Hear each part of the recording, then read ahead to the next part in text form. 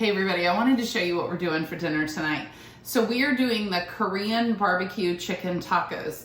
And I had this on my birthday because this is one of the recipes on eatrealamerica.com that I think about and I crave, because I want you to visualize the best taco food truck, the best taco you've ever had from a food truck. That is what this taco tastes like. There's a lot going on in it, but it is so worth the effort when you get to eat them and enjoy them and then have the ingredients left over to put it together too. So the inspiration, I've been thinking about these since my birthday because they're just fantastic.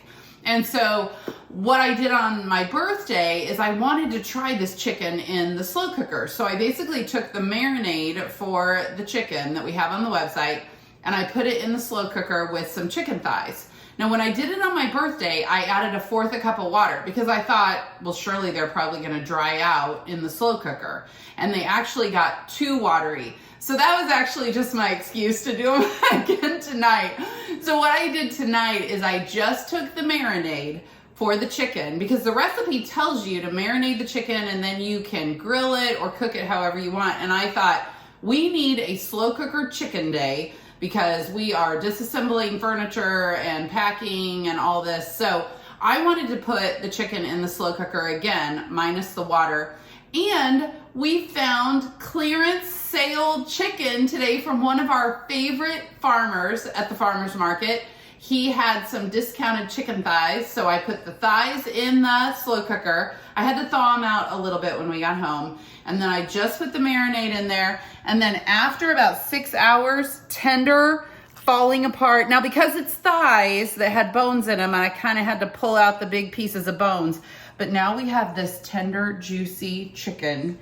And we're going to put that in our taco. Now, the toppings for this, we made some major modifications because this was a last minute decision. So one of the things that we love to put on these tacos is our crunchy coleslaw. Now, I only had red cabbage, cauliflower, and bell pepper. And so I did not have green cabbage. So I just turned the cauliflower into cauliflower rice. And then I've got shredded red cabbage in there and a bell pepper, and then the dressing for the crunchy coleslaw. And it still tastes amazing. It's just different vegetables. So that is going to be the topping. Plus, we've got this green onion and cilantro. And, you know, I had to modify the chicken and this because I didn't have enough lime juice. So this actually has lemon juice in it. And so you put this on top.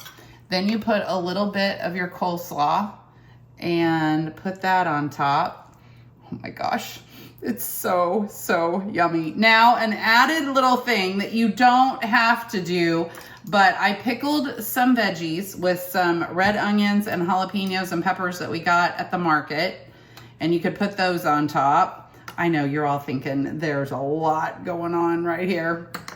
But then the last thing, now it is optional, but it makes it amazing. This is soy sauce, chili garlic paste, rice wine vinegar, and some sriracha. And I am out of soy sauce, so I'm using liquid aminos. They'll work just as great. But this is just a little bit of kick that you can drizzle on top of the tacos, just a little bit.